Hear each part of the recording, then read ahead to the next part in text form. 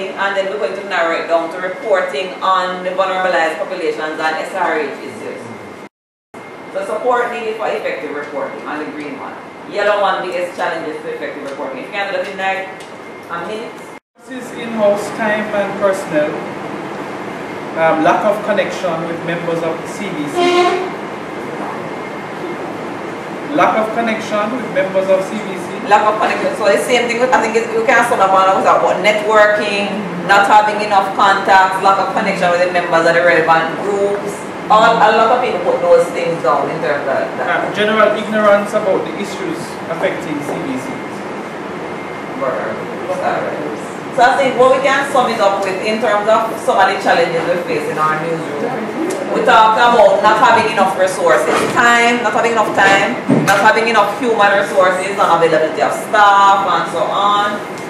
There is something about inside the newsroom, there is something about apathy and lack of support from editors that was mentioned here too. Lack of networking with the groups, lack of connections, unavailability of these groups, that's something that keeps coming up. Having problems contacting experts.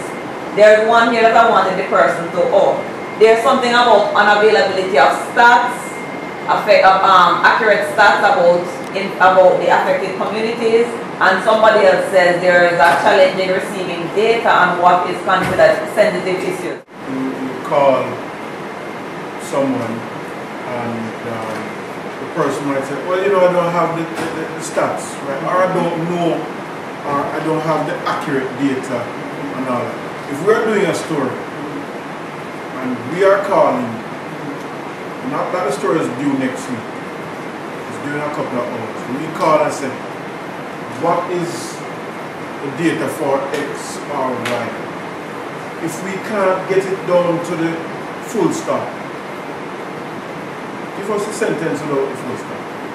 You know, something that we can put in that is representative of what it actually is.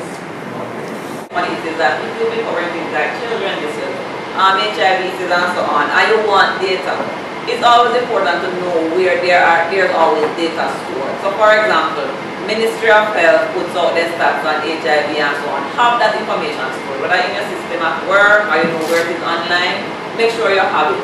The latest police, if the police give out their data quarterly on things like crime and stuff, have that stored. So that even if 1 month passes and you can't make updated stats, you always have those old ones to go back to. But make sure you have it stored, because sometimes if you can't, suppose somebody else is relying on it, they're not at work, it's a weekend, things like that. And it relates to general reporting. Just make sure you always have that backup. You are a source of information, you know, as a journalist, think about it. You are a resource, you're a source of information. So have the data always stored up. Just keep it sometimes, keep it for yourself, for your own use and things like that. So that you're not running around at the last minute and trying to find from people who should give it to you but suddenly are unavailable when you need it. So some of the support needed, more accessible spokespersons, sensitization of middle management, as somebody said, working with the groups and agencies for networking, increasing newsroom staff, well, good luck with that. Better resourcing, good luck with that. More time needs to be given for a story to be complete. Good luck with that. Alright. So more access to experts, yes, and we have reached a two-way street, right? In terms of who you look for and who you find and so on. More financial backing. Who was that ambitious person? Expansion in the budget to be able to go out to do what you need to do, because sometimes you need money to go travel around, because most often you're stuck in the newsroom. Sometimes No, it's gone. Government and parliament and and then sometimes you have to take a cab, and sometimes you have to cut back on that because everybody knows how that goes. So sometimes you need that resources, because sometimes you need the equipment itself to go along. Sometimes not everything can be done over the phone. You need to travel to people's offices or set apartments and meet them where they are. So you just need the financial back, because sometimes you want to pursue a story or to do some sort of feature or series, but it's out of town, but we just don't have the money to travel to talk to the old woman in Yorktown, because she may not have a cell phone, so you have to go to where people are, but the money is just not there to do these things. In terms of that, and in terms of people standing up for you, honestly, as a reporter, people standing up for you, because the role of your editor is really and truly to defend you, and with the confidence that you're doing a good job and defend what you're doing. In terms of the issues that we've been talking about for the last day and a half, the sexual and reproductive health issues and the vulnerable groups, what are some of the key needs that you have in terms of research and reporting for these groups? What are some of the main challenges that you have? Some people already started in terms of the support needed. Some people highlighted some relating to these groups. But in terms of sexual and reproductive health, HIV and AIDS, vulnerable groups, what are some of the key needs that you can identify? Think for the needs. This one. It says stop whining and adopt, take affirmative action to help themselves. Be fair and not push any agenda. Mutual respect. Better cooperation. Right, and I think that's basically it for what you guys have here. It makes the story easier, makes reporting easier if you include a voice clip with your news release. Instead of taking the time to go through your release, write it and then go to the release, then you have to search you down to find a spokesperson to get a voice insert, because radio and TV also have to take that insert, you need that insert. Sometimes to break up the monotony of the presenter reading. It makes it easier if you send a voice report of your news release. If you're sending a news release in response to say the Ministry of Health put out a study about this transactional sex and transactional sex increasing, and said the coalition has a comment on it. You can write a news release and have the chairman or executive director or whoever when you write a release, do a voice recording and attach it to your release. It makes it easier for radio to have it there. For example, you pointed out that all journalists, basically have a moral opinion and that sort of thing. And we have to be mindful of the fact that, for example, I'm a Christian, so I have my views per se, and I do a lot of coverage on issues in the church. So, that is there too. But at the same time, I'm a journalist, and as you mentioned, in terms of when it comes to stats and so forth, I'm just speaking what is generally happening. I have no issues with that. But when you see a case whereby you are being made to seem as if you're going to be taking a point, and you have to go with this group or go with that group, that's where I have an issue, in terms of the sense that there's a kind of agenda. Give me the facts, I report it because it's facts and that's my job. But I also have a personal view as well, and I have to take that into account as well, So you have to be mindful of that, and it has to be done in a way that basically, that it's just like dealing with anybody else, dealing with, a sex worker, dealing with, an atheist, dealing with, whoever. There's the facts are there, and you report on the facts. But when it comes to like taking an agenda, give that impression, that's the thing we always have to stress to our individuals about the media, that the media's goal really is to present everything. Yes, we have our role as media to make sure that voices that aren't normally heard are heard and all of that. But it's not that we are going to take on this voice ourselves. That's really not our role. We are here to make sure that these voices are heard, that the information is put out, that when a story is put out, all the information is there. So whether it's right wing, left wing, or center, all of the information is there and put out there in a balanced and fair way. That's all you can ask of the journalist. You can't ask the journalist to take on a position or to say whatever. Even if I feel that I'm on your side, I'm really not supposed to show it.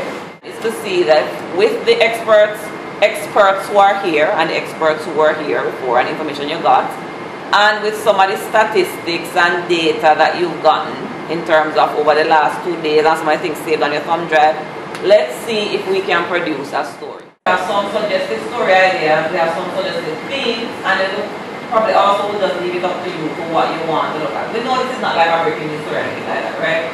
But in terms of looking, if you had all this data presented to you and the person you begin to talk to, you spoke to them, and you have 2 people here as well, some short story that you'll be able to come up with and we can just look at very briefly before lunch, analyze and see, and probably give some ideas or some pointers.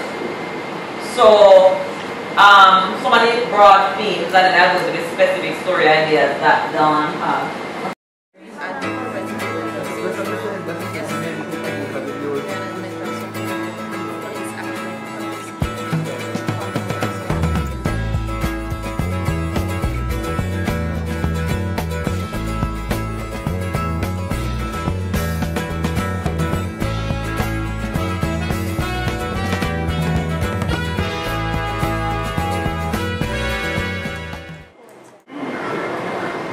Challenges facing sex workers is one. Cases of HIV and AIDS remains prevalent among sex workers in Jamaica. According to preliminary data from the Ministry of Health, 5% of sex workers in Jamaica are living with HIV. Some sex workers are of the view that access to healthcare and preventative methods remains a challenge. Marlon Taylor, Secretary for the group Sex Workers Association of Jamaica, says government workers are often unwilling to provide the treatment for sex workers. So you use the oral testimonies, you use the resource persons you have here, you cited the information that was provided by presenters, so that was very good in terms of providing balance and providing a wide range. Some people just won't say this is an agenda from CVC, but they can see that the stats from the Ministry of Health bear it out and the work that CANOS has done also. Health workers, this is a print story. Renewed calls are being made by some members of the vulnerable communities for better access to healthcare in a bid to reduce the number of HIV cases reported amongst their group. The groups, which comprise primarily of sex workers and men having sex with men, feel that they are being stigmatized by healthcare professionals when they try to access the treatment. Quote, a lot of sex workers are afraid to go to health clinics. If they go, they would use one far away from where they are living because of stigma and discrimination and the fear of being identified as a sex worker, noted the Secretary of the Sex Workers Association of Jamaica, Marlon Taylor. According to Communication Officer for the Northeast Regional Health Authority, Patricia Russell, Jamaica HIV prevalence in 2010 was shown to be 1.7% of the adult population, with an estimated 32% being men having sex with men and another 5% being sex workers. Alright, very good attempt, so let's give a hand. So she says that renewed calls are being made, that's what she starts off, for better access to health care in a bid to reduce the number of HIV cases reported among their groups. So I would recommend the first thing to do, because you are talking, you say that people are calling for better access to health care because there's a problem, they're finding a problem, right? So there's high prevalence in their groups. So the first thing you probably would want to do is, because you've made reference to that, is to talk about what the prevalence is in those groups. You understand? So yes, they are calling because they said there's a problem. Now this is another thing that I found with this group over here when they called me over. What do the stats really mean? Now, we said that the HIV prevalence rate among MSM is 32% and the prevalence rate among sex workers is 5%. What it means is that 32% of all people who we've identified as sex workers in Jamaica, 32% of that group are MSM who we know are living with HIV, and 5% of all people who she's identified as sex workers are living with HIV. But the way it's written here is that you give us the national HIV prevalence, which is 1.7%. So 1.7% of all of us in Jamaica, all 2.9 million of us are living with HIV. But when you said that the HIV prevalence was shown to be 1.7% of the adult population, with an estimated 32%, what it sounds like is that it's 32% of the total population that's living with. You understand? Oh, that's what we thought. No. So that's not what this stat means. So if you look back at Miss Russell's slide, if you have a table to look back at it, she gives you the number of sex workers we estimate are in Jamaica, which is some figure like between 8,000 and 17, something, right? So, no, you use the prevalence rate, but if you understand what it means. What it means is that it's 32% of all of that population that's living with HIV.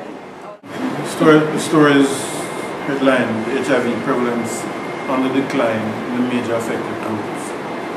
It appears that the fight to reduce the prevalence of the human immunodeficiency HIV virus among the main target groups is bearing fruit. According to the latest preliminary data provided by the Northeast Regional Health Authority, NERA, the age group 15 to 49 showed a mere 0.1% increase for the period 2010-2011 when compared to a similar survey in 2008-2009. Of the 5 groups surveyed, only 2 MSMs and STI clinic attendees showed the nominal increase. MSNs showed a near 1% increase, while STI clinic attendees showed a 0.4% increase. The other groups surveyed showed decreases ranging from 0.2% to 0.9%. These other groups include female sex workers, ANC attendees, and inmates. Behavior Change Communication Officer at NERA, an agency of the Ministry of Health, Patricia Russell, says the MOH has decided to increase its intervention techniques through health and family life education strategies in order to build on the gains. And she has a quote, "It's so much more than looking at condom use. It's more about looking at who am I and what am I giving when I engage in sexual activity." End quote. End of story. If GIS review. First sentence again, and let's take some comments. So you start out by saying it appears that the fight to reduce the prevalence of HIV among main target groups is bearing fruit, right? Alright, any comments? I appreciated the fact that wasn't a gloom and doom story. That somebody was able to say to people who are doing work in the field, you know, continue to do what you're doing, because even though it is nominal change that we're seeing, it is something is happening, and therefore we need to be able to do more of what we're doing. And we need some of those stories as well, other than just the story, or more of those stories, other than just the stories that say, well, it's all hell that is breaking loose. And so to have this to counterbalance the other two pieces that are coming from the other two media houses, for me was very good. Research, after research, review, so go and check with the people. So check back with Patricia. Patricia, is this really what this means? Is it really, can I really draw this inference or this conclusion from this? Is it really what it means? And then your write or your report. So make sure you do your research, you review with all the sources, you try to get balance, you try to get as much context as possible, and then you report. And not only with this, but generally with everything else, everything we're reporting on. That's always an effective approach to take. My name is Tanya Chin from the North Coast Times, the only paper for the North Coast. This media workshop has provided so much information, but especially what stood out in my mind was how our own constitution here in Jamaica further marginalize these vulnerable groups. In Vivian Gray's presentation, he mentioned that even if you're just associated with a sex worker, you can be charged along with them. You don't have to be living with them, you frequent their house, you frequent where they are, and you can be charged along with them. So that's enough itself. Our own laws that are meant to protect us marginalize these persons and put them further at risk. Alright, Hal Shane Burke, IRFN. This whole seminar workshop has been an eye-opener.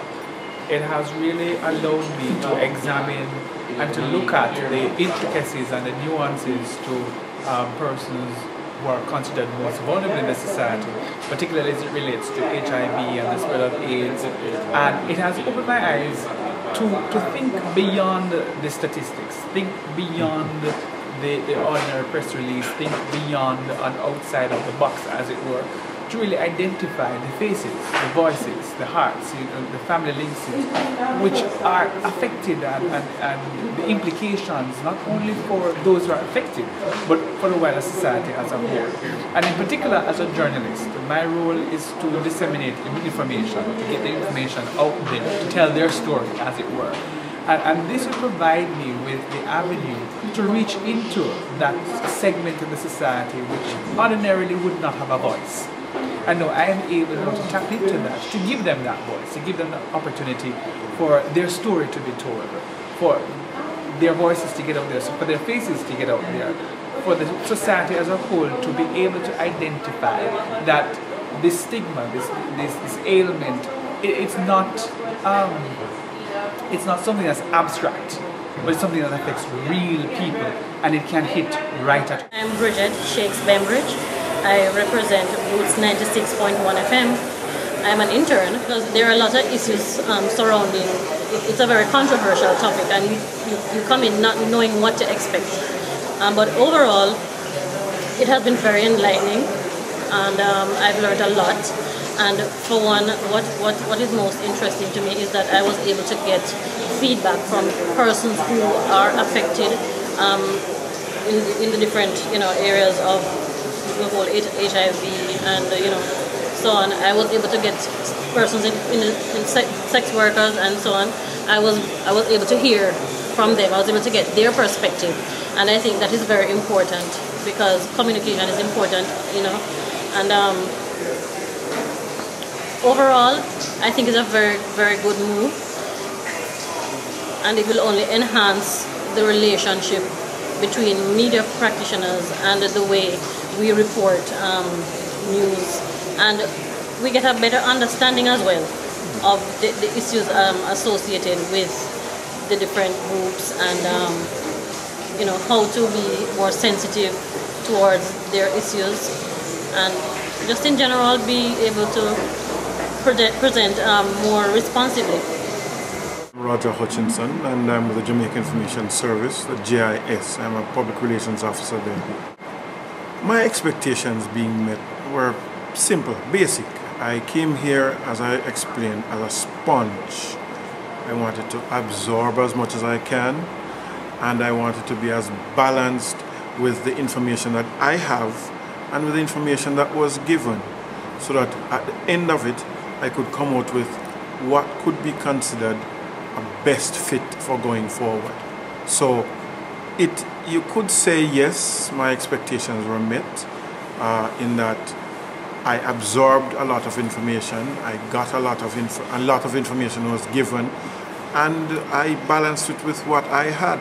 My name is Jerome Reynolds from the Gleaner Power 106 News Center in Kingston.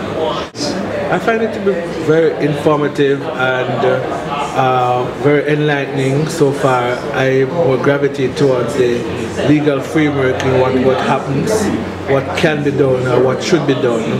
But I think I would like the conversation to involve what can happen from a governmental point of view, because you can put the information out there, but if there's no policy coming from policymakers, then it makes the cause or the agenda to cut HIV/AIDS prevalence and the different peoples it affects, it will take a longer time for that to happen.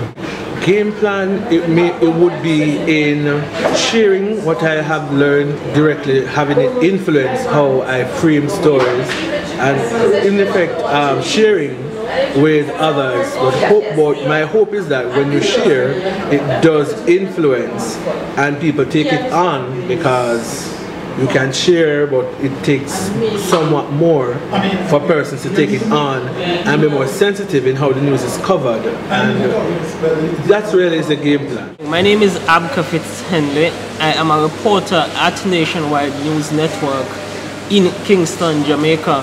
Essentially, my news organization, we deal with current affairs, issues affecting not just Jamaica, but indeed issues affecting the world. I'm here at the CVC workshop.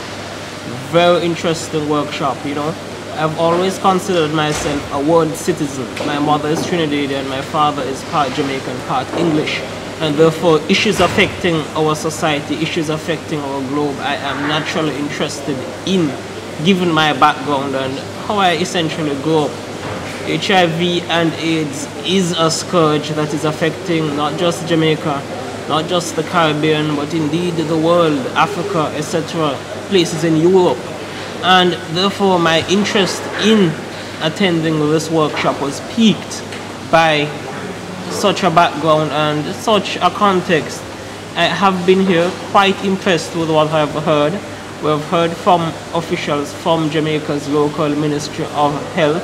You can hear that HIV/AIDS is a scourge affecting society, but when they put it out there to you, the ministry, the officials who should know the real impact this disease has been having on people, particularly groups in society who we consider in the minority, brings home to you how you know, the importance of the work of the CVC.